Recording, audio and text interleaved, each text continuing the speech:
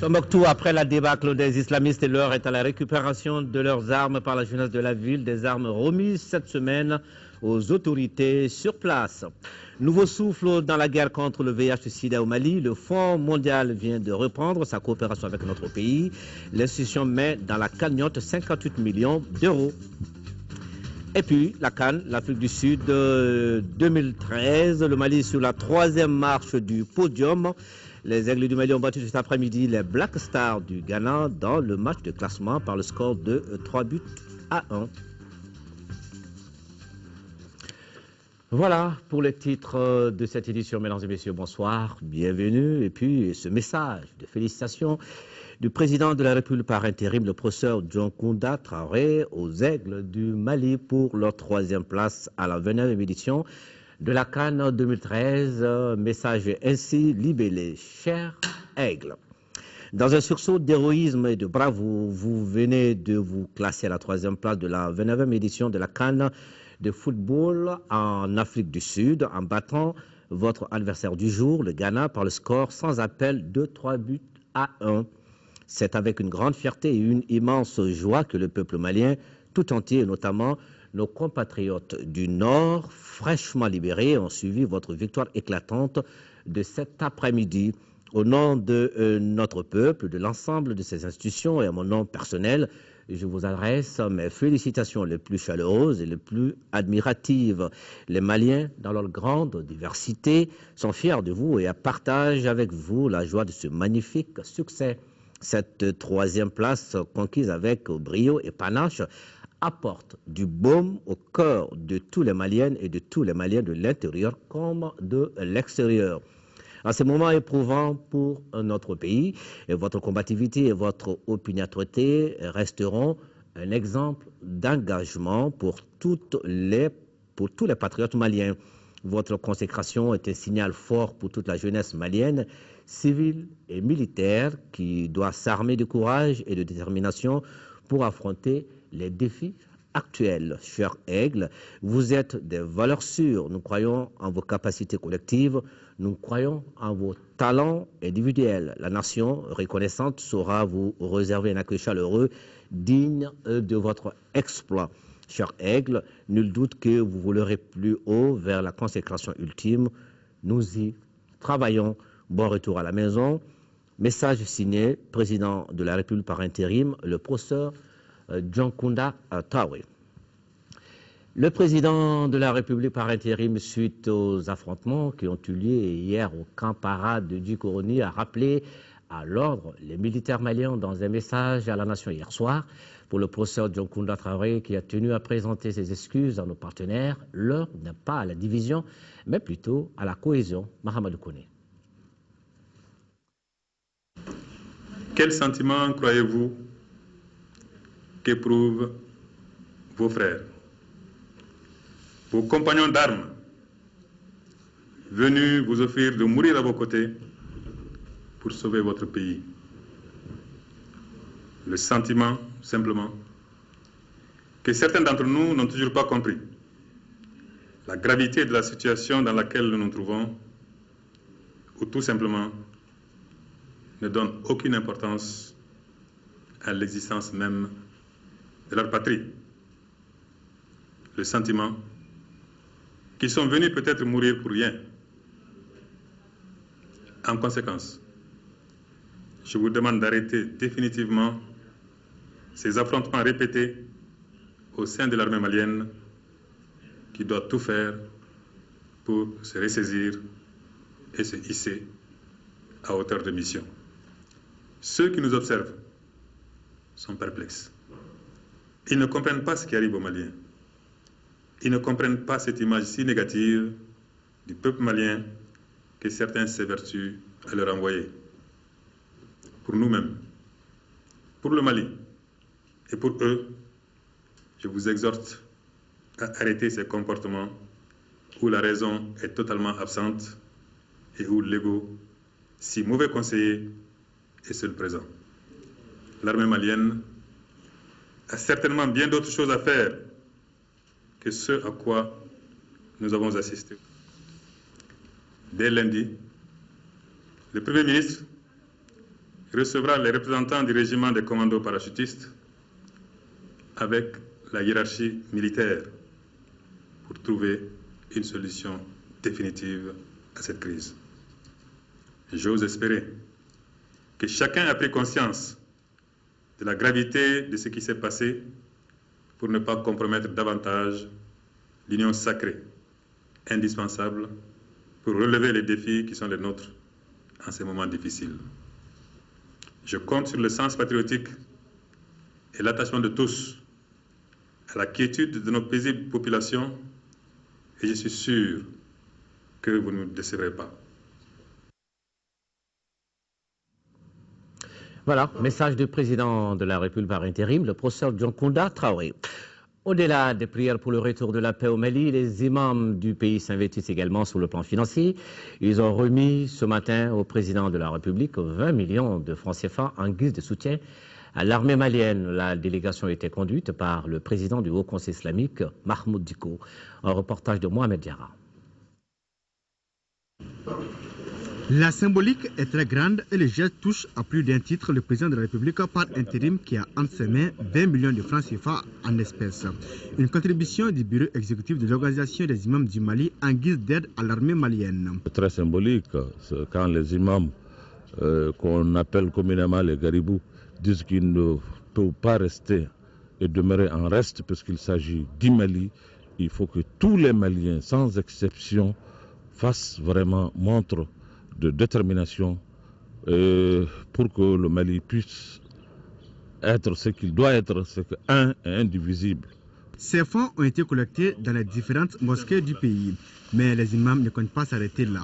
Il y a encore plus que les 20 millions, c'est les prières qu'ils vont faire tous les jours pour le Mali, afin que vraiment notre pays puisse retrouver la paix, la quiétude et puis son intégrité totale, Inch'Allah. Une matinée de retrouvailles pour certains qui ne s'étaient pas vus depuis longtemps, le tout dans une atmosphère conviviale. Contribution également des établissements Kouma et Frères du Mali et de la Côte d'Ivoire et 10 millions de francs CFA pour aider l'armée malienne dans sa lutte de libération totale du Mali. Le chèque est remis ce week-end au ministre de l'Économie, des Finances et du Budget, Adama Koudjo. Les établissements Kouma et Frères du Mali et de la Côte d'Ivoire apportent ainsi leur contribution dans l'élan de solidarité enclenché envers l'armée nationale. Les responsables de ces établissements viennent de remettre un chèque de 10 millions au ministre en charge de l'économie, des finances et du budget. Je suis une femme. Nous, les femmes, nous sommes les plus touchées par les guerres. Parce que nos hommes sont au front, nous restons à la maison avec les enfants. C'est quelque chose déjà qui est une mission qui n'est pas du tout facile. Donc c'est ce qui m'a surtout motivé à donner ces 10 millions de francs CFA.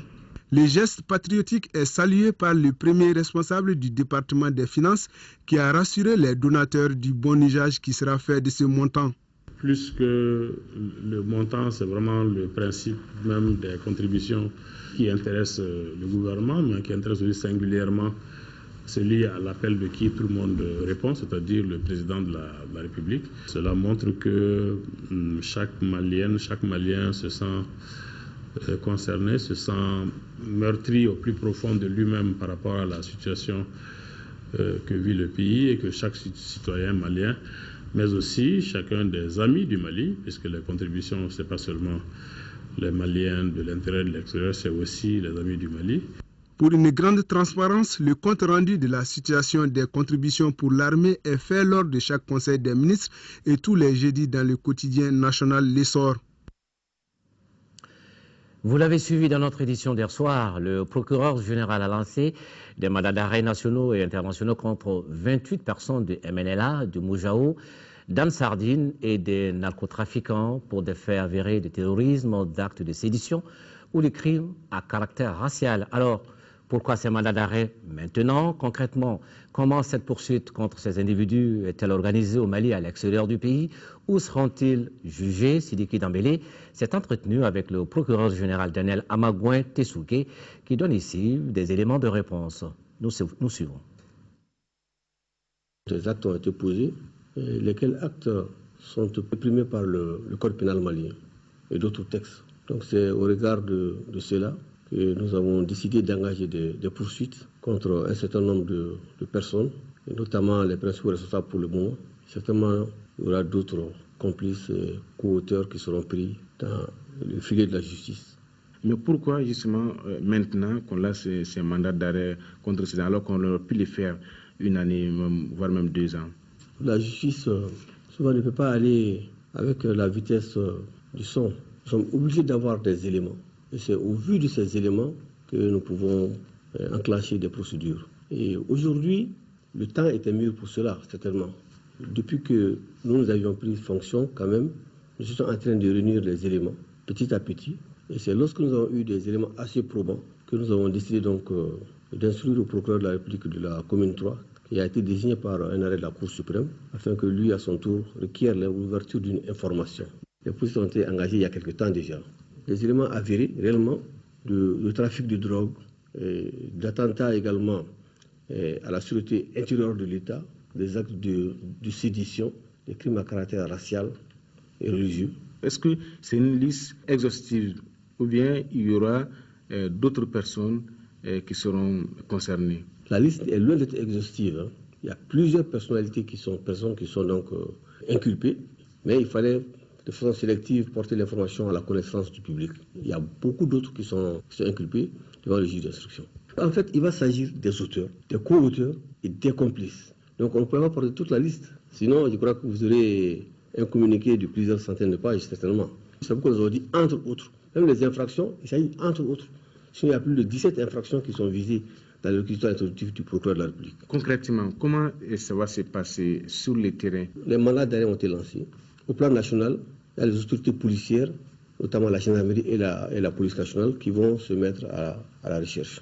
Bien sûr, il va être évident que d'autres sont ailleurs, dans d'autres pays. Et donc, à ce niveau, nous avons des accords de coopération judiciaire avec certains pays. On va mettre ces accords-là en branle. Et les personnes-là seront arrêtées là-bas, forcément, et extradées au Mali. Maintenant, pour les pays avec lesquels nous n'avons pas d'accord, nous allons également faire jouer certains engagements internationaux que ces pays ont signés. Tantôt, nous avons cité la résolution 1373 des Nations Unies, qui fait obligation à chaque État du monde ou d'arrêter, d'extrader ou de juger. Maintenant, sur le théâtre des opérations, nous espérons bien que la gendarmerie, achète des mesures une fonction de prévôté, va pouvoir également agir pour qu'on puisse rapidement mettre la main sur chaque individu visé par les différents mandats d'arrêt. Alors, une fois arrêtés, est-ce que ces gens-là seront jugés ici au Mali ou bien ils seront envoyés devant la Cour pénale internationale? Les infractions spécifiques par lesquelles le juge d'instruction est saisi ici, les personnes seront déférées devant les juridictions nationales et passeront devant la Cour d'assises du Mali, bien sûr.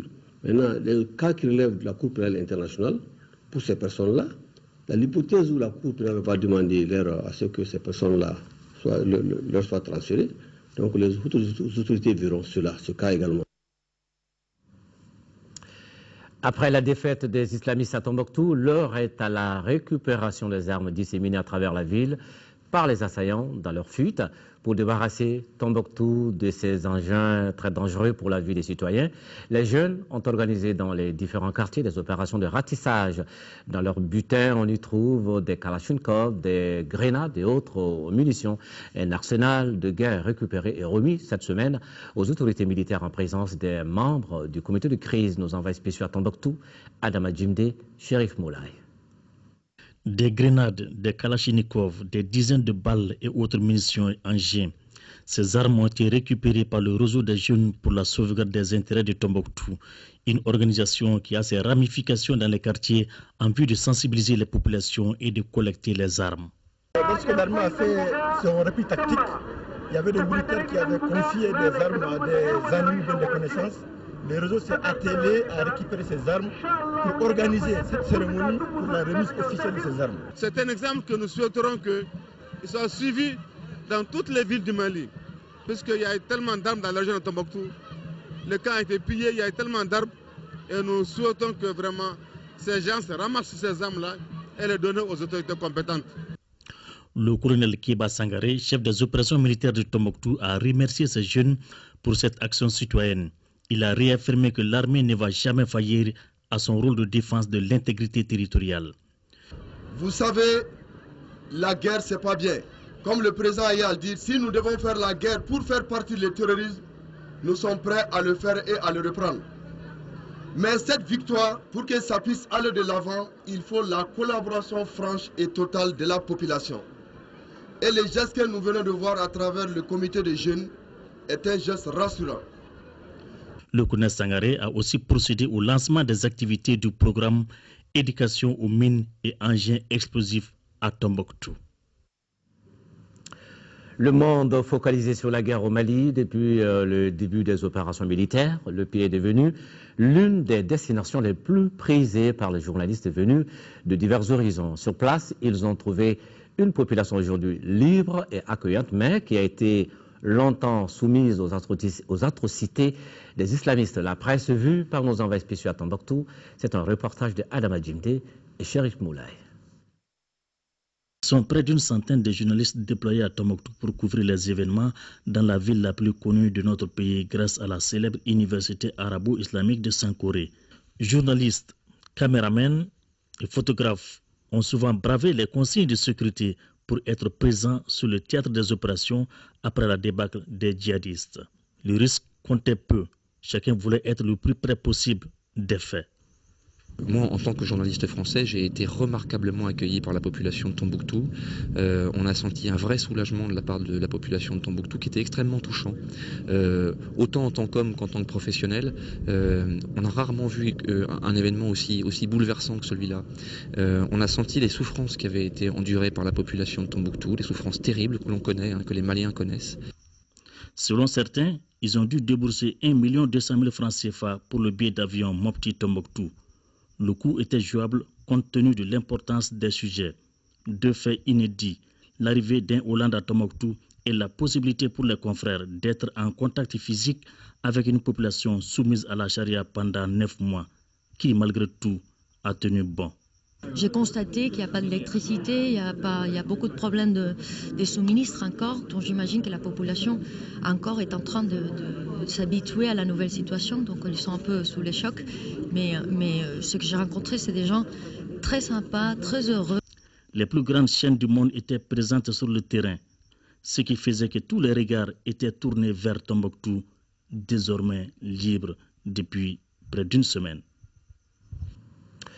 Sénégal, après plusieurs années de bataille politico-judiciaire, la route semble désormais dégagée vers un prochain jugement de l'ancien président tchadien Hissène Habré.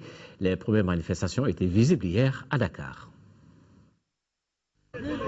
Après 22 ans de procédure, l'obstination des victimes est enfin venue à bout des réticences politiques. Un tribunal spécial a été mis en place à Dakar pour juger Hissène Habré. Il s'agit du premier tribunal en Afrique jamais mis en place pour juger un ancien dirigeant africain. Une décision qui satisfait pleinement l'Organisation des droits de l'homme. C'est une immense satisfaction. Les victimes qui se battent avec persévérance et ténacité sont finalement récompensées. Ce qu'on attend maintenant, c'est un procès équitable. Équitable pour les victimes, équitable pour Hissène Habré.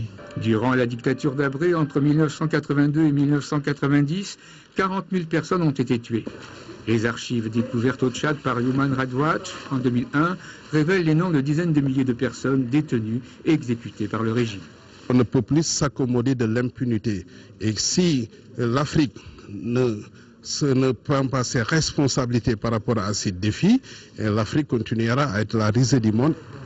L'inauguration de ce tribunal spécial marque un tournant décisif, montrer que les tribunaux africains peuvent aussi juger les pires crimes commis sur le continent. Nous, en tant que survivants de torture, il nous manque quelque chose.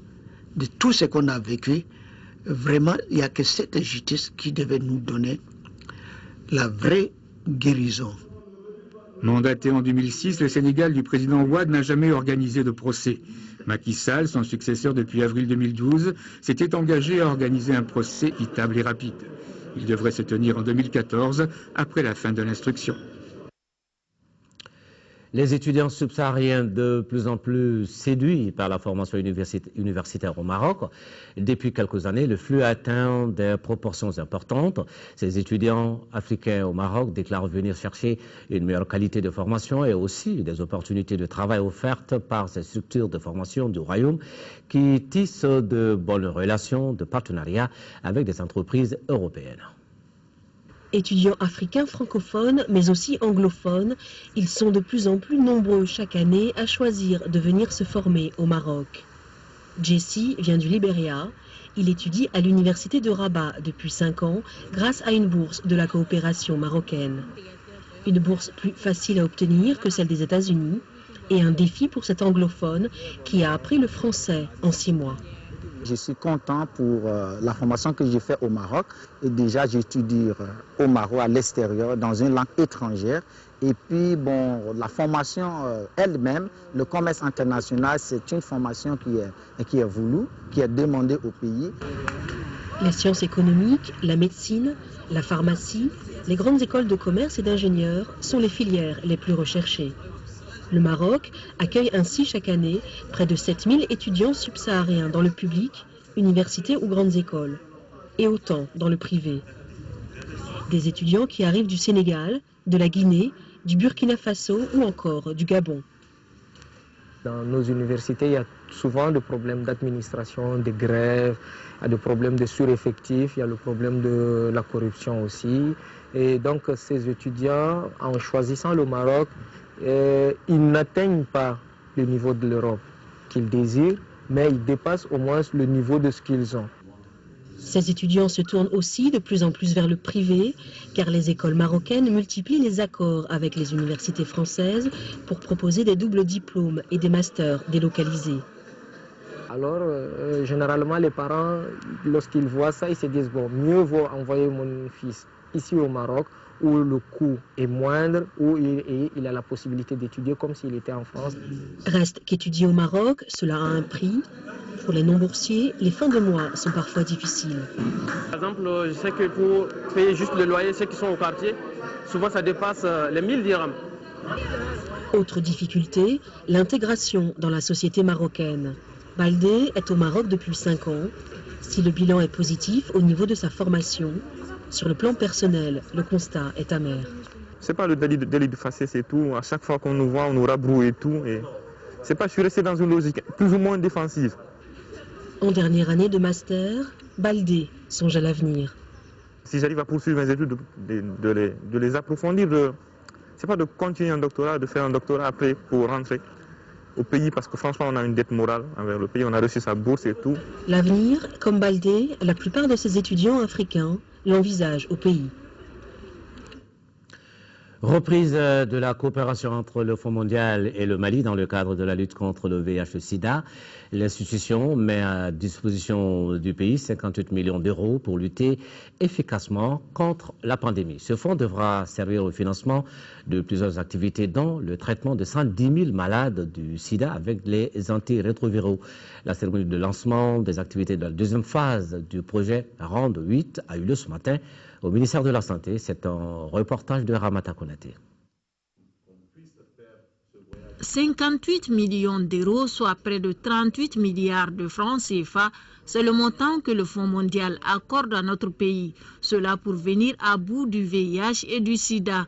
Pour ce faire, plusieurs activités seront menées. Il s'agit entre autres, d'ici 3 ans, de dépister 650 000 personnes âgées de 15 à 49 ans au VIH, dont 365 000 femmes enceintes, et de traiter 110 000 personnes avec les ARV. Il est donc question d'intensifier les services de prévention, de consolider les acquis en matière de lutte contre le VIH-Sida et d'accroître l'offre de soins aux malades concernés. Pour le directeur exécutif du programme ONU-SIDA, l'heure de la gestion efficiente des fonds a sonné.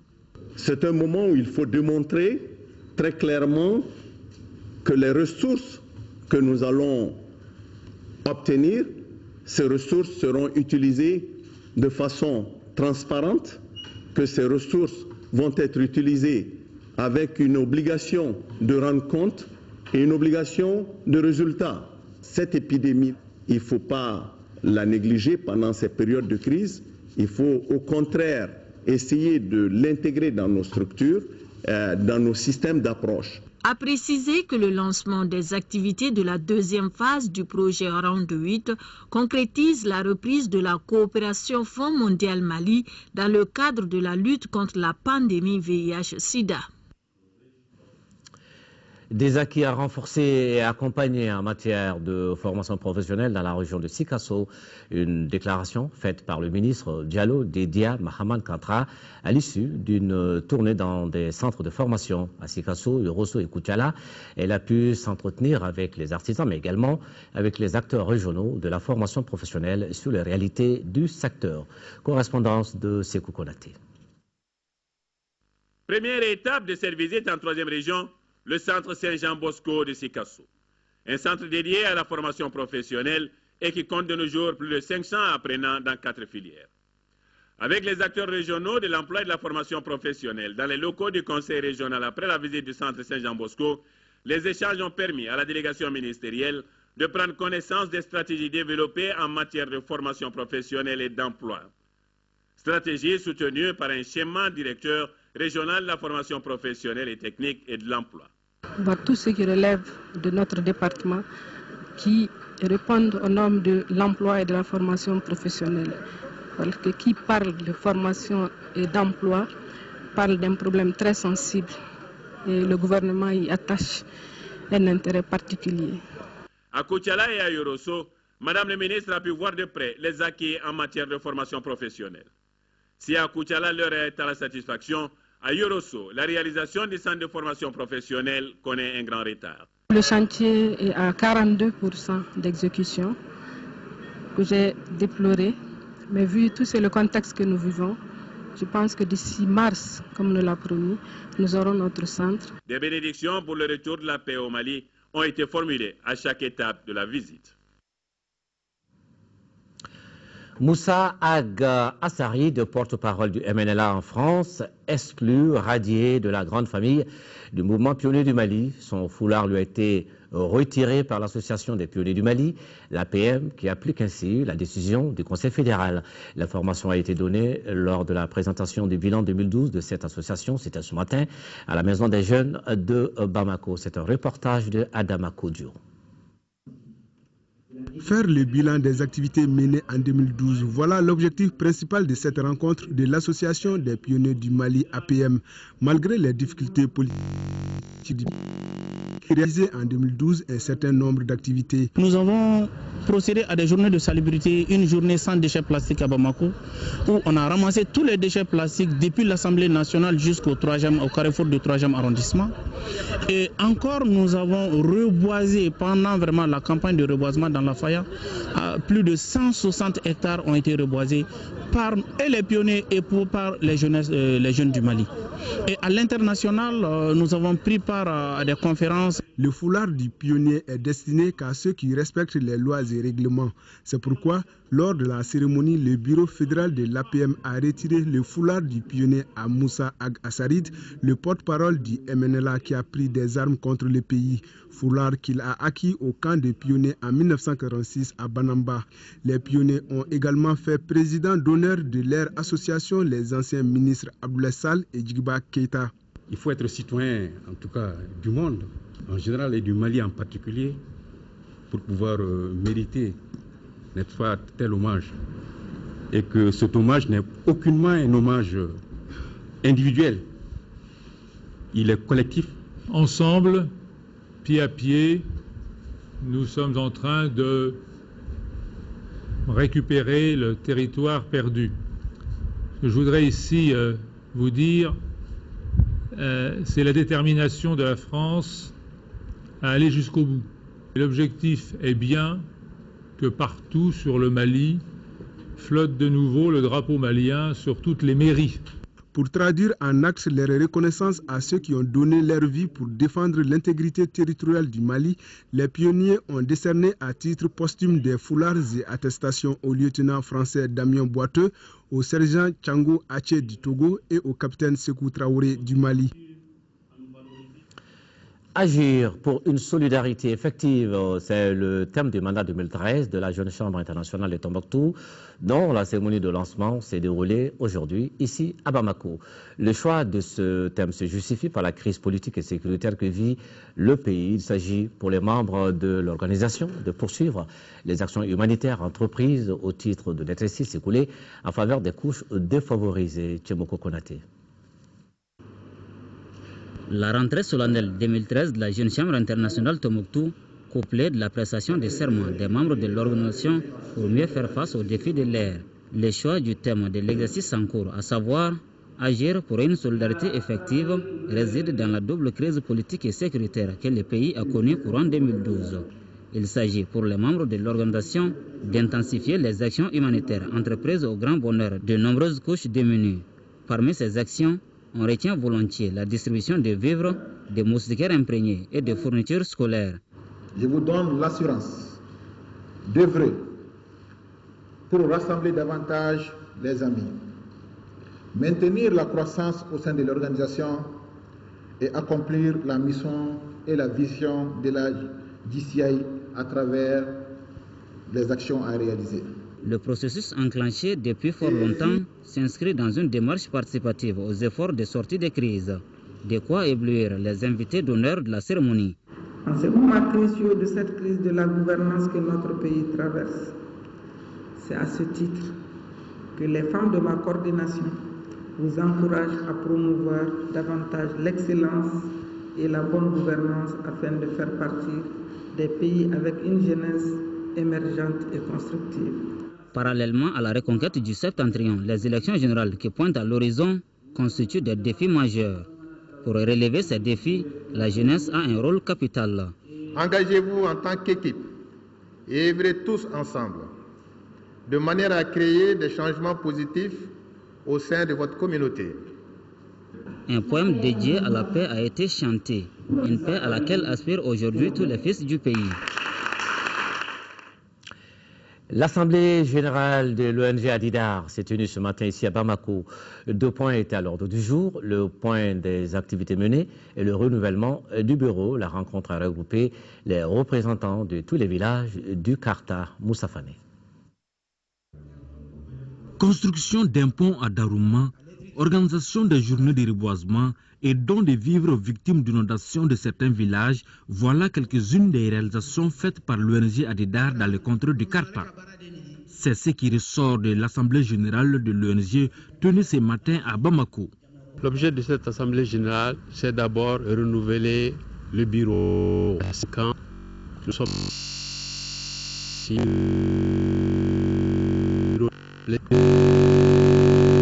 c'était écrit la concerne nos différences. Le problème n'est pas réglé dans la mesure où tous les villages sont situés à peu près à 10 ou 15 km, mais il n'y a pas de route. À l'issue des travaux, le bureau de l'ONG a été renouvelé. À sa tête, Moussa Makan Sissoko, reconduit pour un autre mandat de 5 ans. Selon le président, d'autres défis restent à relever, notamment le désenclavement du Karta. Cette assemblée générale a regroupé les représentants des 33 villages de la zone culturelle. Il faut rappeler que le nouveau bureau compte 11 membres. Et cet appel du maire du district de Bamako qui rappelle aux populations que les dispositions relatives à l'état d'urgence décrété par le gouvernement sont toujours en vigueur sur l'ensemble du territoire. En conséquence, le maire du district invite les populations au respect des mesures de sécurité qui suivent. Éviter les regroupements à caractère festif lors des mariages, vérifier l'identité des participants à des réunions publiques, et célébrer autant que possible dans les édifices du culte les manifestations religieuses comme les prêches et lecture de Coran. Le maire invite également les populations à signaler aux forces de sécurité tout comportement ou colis qui leur semble suspect. Et justement, l'opération de sécurisation des populations et de leurs biens se renforce. La Direction générale de la police nationale, à travers le ministère de la Sécurité intérieure et de la Protection civile, a organisé hier soir une patrouille de grande envergure dans le district de Bamako. Notre équipe de reportage, dirigée par Agui Boukoulibali, a suivi cette patrouille pour l'actualité. Voici son compte rendu. Vous avez mission de contrôler tout véhicule suspect, fouiller les occupants au besoin, conduire ces véhicules-là dans le commissariat le plus proche ou dans une brigade de gendarmerie la plus proche. Interpeller toute personne suspecte. Après ces consignes données à 22 h, les 300 éléments ont été répartis en 4 secteurs puis renvoyés à leur mission sur le terrain. Notre équipe de reportage a suivi les éléments du commissaire Ibrahima Koné dans le secteur 2 en commune 3 et 4. Au rond-point de la Liberté A à 23h15 et du Gabriel Touré à 23h54. Après la fouille des véhicules et le contrôle des pièces, les usagers apprécient l'opération. Vu toute la situation que le pays a connue, l'année dernière et déjà cette année, je pense que si on a ce genre d'opération, ça permet de vérifier d'abord ce qui se passe en ville, mais c'est aussi très très dissuasif. Nous n'avons pas eu assez de problèmes parce que les usagers, certains sont compréhensifs, mais le contrôle se passe normalement. Tous les véhicules sont contrôlés et les engins en 2 roues sont contrôlés. Bon, il n'y a pas de problème actuellement. À 0h52, nous avons été dans le secteur 3 en commune 5 pour rejoindre l'équipe du commissaire Amadou Ousmane Guindo au rond-point de Sabalibougou. Ici, les mêmes activités de contrôle se poursuivent. Nous sommes très très contents parce que la police, étant un service public, elle est à sa mission comme ça, pour assurer la sécurité des biens des personnes. La Tour d'Afrique dans le secteur 4 en commune 6 a été la dernière étape de notre mission. Ici, à 1h35, une personne a été appréhendée. C'est une bonne chose, c'est pour la sécurité de la population et puis c'est dans l'intérêt de tout le monde. Au-delà de quelques cas de défaut de pièces d'identité, il n'y a pas eu de cas suspects. Nous continuons toujours à demander aux populations de coopérer. Nous sommes là pour la sécurité de tout le monde et vraiment c'est avec la collaboration de tout le monde que nous arriverons, Inch'Allah, à atteindre les missions que nous nous sommes fixées. En ces moments d'insécurité dans la ville de Bamako, la collaboration des populations avec les forces de sécurité est plus que nécessaire. Maintenant, le sport foot CAN 2013 pour la 3e place. Les Aigles du Mali ont battu les Black Stars du Ghana 3-1 et s'emparent ici de la médaille de bronze. Assasou Maré nous fait le résumé de la rencontre. À l'espace d'une année, Maliens et Ghanéens se retrouvent pour la 4e fois en Coupe d'Afrique des Nations. Et c'est la 2e fois consécutive que les Aigles du Mali et les Black Stars du Ghana se disputent la 3e place. Dès le coup d'envoi, les nôtres ont le monopole du jeu. À la 21e minute, l'attaquant Mahamadou Samassa reprend un centre de Adama Tamboura. De la tête, son tir ne laisse aucune chance au portier ghanéen. 43e minute, un 2e but sera manqué par le même Mahamadou Samassa. Son ballon heurte le poteau. 1-0 pour le Mali à la pause. 3 minutes après la mi-temps, le capitaine Seydou Keita est seul au point de pénalty pour reprendre un centre venu de la droite de Ousmane Koulibaly et marque le 2e but. Seydou Keita signe ainsi son 3e but de cette CAN.